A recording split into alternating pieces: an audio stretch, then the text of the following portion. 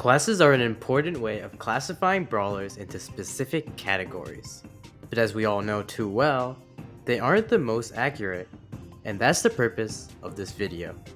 This is a sort of spin-off of my classes video from 2 weeks ago that you should totally check out, and in this video, I'm going to be going over brawlers that I believe should be in a completely new hybrid class. I'm going to go over each class one by one and pick out brawlers I think should be in the hybrid class, explaining what classes I think they are a blend of and why. I've noticed a lot of you guys who watch my videos aren't subscribed, so if you watch these videos, consider subscribing. Second, join our Discord server. We have some fun stuff to do there, like our very own 1v1 ranked called Gauntlet, where you can win Feral Ollie.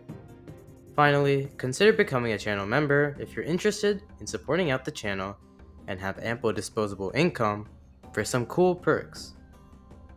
Let's start by going over the specifications of the hybrid class.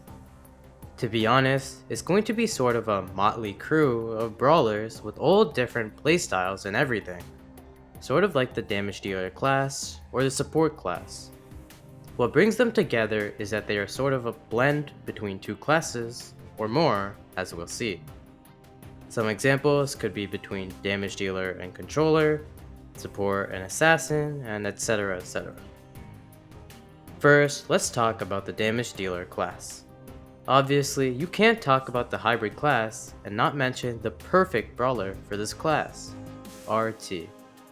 Brawlers with two different forms tend to be perfect for this class, as each form tends to function differently from the other, blending the two classes together for being a hybrid.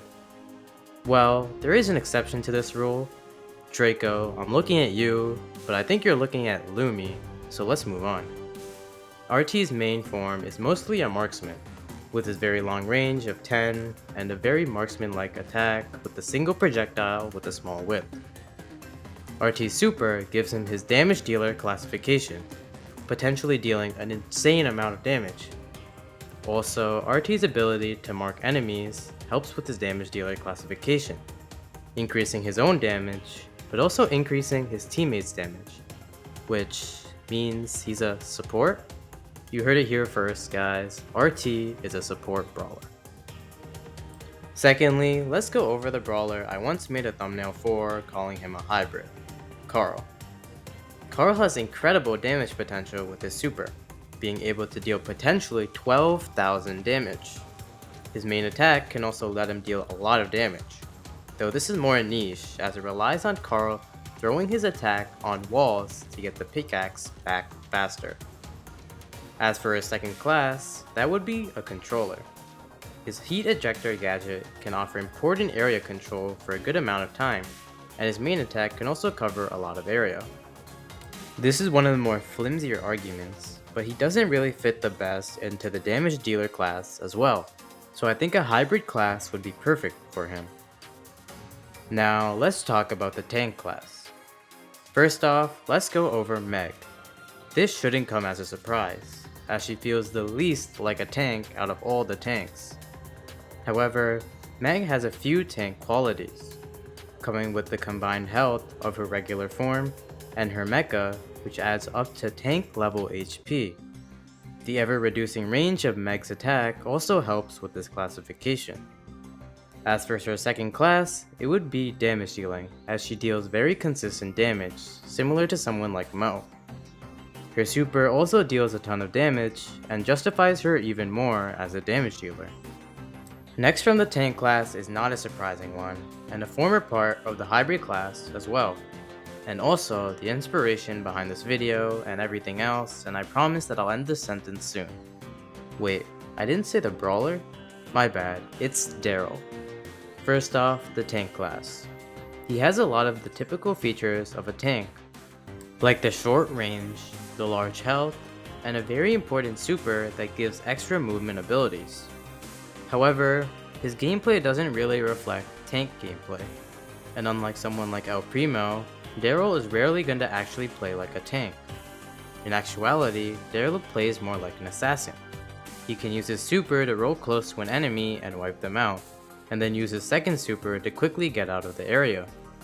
Finally, and to a lesser extent, he can be a damage dealer similar to Shelly, with the absolutely crazy damage he deals at short range, and to the safe in Heist. Now, let's go over to the Marksman class. First, and most obviously, we have to talk about Bonnie. She is part of the two different forms mini class, so it makes quite a lot of sense why she would be here. Her Clyde form is alright as a marksman, having a solid range of 9 tiles and a marksman-like attack, and is mostly played like a marksman. However, her Bonnie form is much more assassin-like. Most often, her super is used to get close to squishy brawlers, or brawlers at a very low health, and assassinate them. She doesn't have a long range, and deals a lot of damage at a close range, basically making her a textbook assassin. Next up is Macy, who somehow managed to sneak herself into the marksman class. However, she does have a few marksman-like qualities.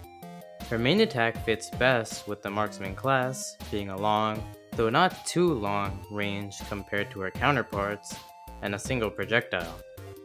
Beyond that, her justifications become murky. Her other classes could be damage dealer and controller. She doesn't have great justifications for controller, but she is very good in most typical controller modes like hot zone and gem grab, and her super definitely helps with area control. As for damage, her damage has been buffed so many times that she probably is a damage dealer, and her hypercharge has great damage potential as well. Finally, from the marksman class is Janet. Why is she a marksman? Your guess is just as good as mine. Her main attack is nothing like a typical marksman, and it can pierce enemies. Her range is okay, but it isn't as long as other marksmen. She probably deserves to be in the controller class more. Her drop the base gadget is basically textbook controlling, forcing out enemies from a certain area for a solid amount of time, and her super helps her cover large areas and damage the enemies, with her hypercharge especially good for this. All in all, her arguments are mid at best for all classes, so she gets put into the hybrid class. Next up is the controller class, and first, to no one's surprise, let's talk about Griff. Griff is barely a controller to be honest, and should not really be in the class at all. I suppose you can make an argument his super covers a large area, and he can break specific walls to sort of control the map better, but the argument is flimsy at best. On the other hand, Griff fits much better as a damage dealer. His main attack already deals very solid damage, but his super can deal ungodly amounts of damage, and basically shreds anyone near him. Overall, Griff is so much more of a damage dealer than a controller that you could make an argument for him to be a pure damage dealer instead of a hybrid, but for the sake of the video, let's call him a hybrid. Otis is another brawler I think should be in the hybrid class. To be honest, he isn't really much of a controller. His super mutes enemies, so I guess you could make an argument that it controls specific enemies but not areas, but that isn't the best justification for being a controller. To be fair, his fat splatter gadget is good for area control, and definitely helps in forcing enemies to stay away from a certain area, but it isn't really enough to consider him a controller. His second classification is probably damage dealer, with the large and consistent amount of damage his main attack with his star power deals, and the extra damage that is given by the super. With controllers out of the way, let's get to talking about assassins. To no one's surprise, let's talk about Sam. Sam has a lot of key features for a tank. Very large health, short range, relying on super, and that super being movement related. However, he doesn't really play like a traditional tank, soaking up damage in order to get his super, as he has his super automatically charged every time he picks up his knuckle busters. He also has a few features of assassination, like his super being able to assassinate enemies, his preference for 1v1s against squishy / low health brawlers, and his magnetic field gadget as a whole. Overall, he's sort of a half tank and half assassin, making him perfect for the hybrid class. Now, on to supports. These guys have a lot of people who could be part of the hybrid class, but let's start out with one of the most egregious examples of a support that isn't really used as a support, the Goose himself. He does have a few support aspects, with his Ghost being able to heal Gus himself and his teammates, though this is less used, as the Ghosts are more often used for extra damage and a potential kill alongside the Cookie Popper gadget. Gus's super can be used to help teammates get more health and go in successfully or to save them from dying. However, it's probably more useful on Gus himself, giving him extra health and extra damage with his spirit animal star power. For all of these reasons, you can see why Gus can also be considered a bit of a damage dealer, but I think he's more apt as a marksman. He's often used in marksman modes like Knockout and Bounty, has a marksman-like attack, and a very long range of 9.33 tiles, which is more than some of these so-called marksmen. Next up is Byron, who has a similar problem to Gus.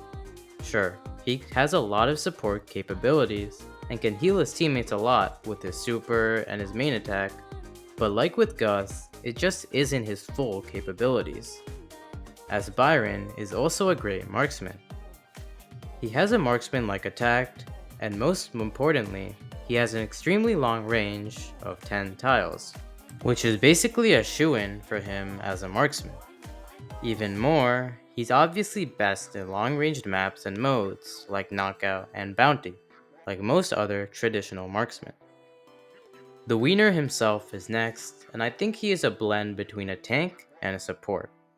In theory, he does have a lot of support capabilities, like his main attack being able to heal teammates, and his super being able to revive teammates. However, these are also often used for just Doug himself. He can play like a traditional tank and throw himself into the enemy, soaking up damage with his large health and his ability to heal himself with his main attack, and then be able to revive himself to survive even longer and keep putting important pressure on the enemy. Last, but definitely least, Kit. He is part of the Two Forms mini-class, with his regular form and his attached form. His regular form, I would argue, is more of an assassin. With the recent gadget change, Kit's invisibility gadget has become even more useful, and can be used alongside of his fast unload speed main attack and his super to quickly take care of an opposing enemy, especially if they are a squishy brawler. His attached form is definitely a support. It heals both himself and the attached brawler over time, providing valuable heals that can allow brawlers to go in or just survive in a difficult situation. And that's the hybrid class. Let me know in the comments what brawlers you think deserve to be in the hybrid class that I didn't mention, and which brawlers that I did mention should be in the hybrid class that don't actually deserve to be there. And finally, do I promise that this is the last classes video? No. Anyway, thanks for watching. Watch this video, or this playlist, or join the Discord server.